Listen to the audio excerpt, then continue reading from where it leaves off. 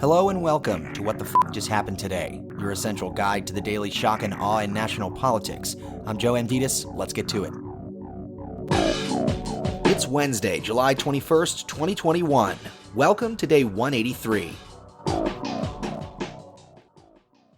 Nancy Pelosi rejected 2 of the 5 GOP members who were selected to serve on the House 1-6 committee. On Wednesday, Pelosi rejected the appointment of Representatives Jim Jordan from Ohio and Jim Banks of Indiana, both of whom objected to the certification of the November 2020 election results in the House. In response, House Minority Leader Kevin McCarthy pulled the 3 remaining GOP members.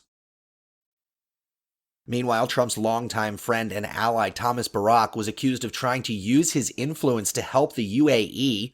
The billionaire businessman was arrested on Tuesday in California and charged with violating foreign lobbying laws, obstructing justice, and making false statements, this according to officials.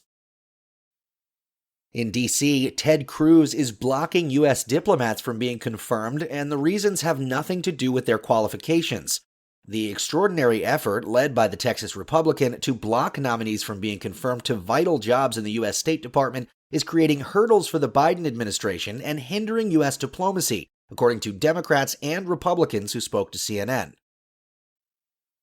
Moving on, life expectancy in the United States fell by a year and a half in 2020, the largest one-year decline since World War II, this according to public health officials who spoke on Wednesday. The decrease for both Black Americans and Hispanic Americans was even worse, marking a 3-year decline. The CDC says the drop is due mainly to COVID-19, which health officials say is responsible for close to 74% of the overall life expectancy decline. And finally, Senate Republicans blocked a vote on Wednesday to start debate on a $1.2 trillion bipartisan infrastructure bill as they push for more time to strike a deal with Democrats and rewrite the legislation. The vote was 49-51, short of the 60 votes needed to advance the measure.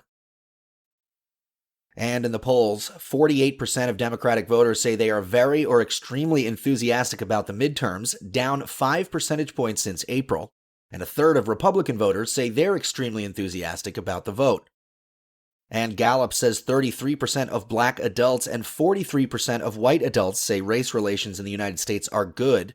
40% of Black adults say race relations will eventually work out, down 14 percentage points. U.S. adults' positive ratings of relations between Black and white Americans are at their lowest point in more than 2 decades of measurement. That's all for now. You can find the links and sources for all of these stories on the main website. And as always, visit whatthefjusthappenedtoday.com for the latest news and headlines. Until next time, I'm Joe Amditis.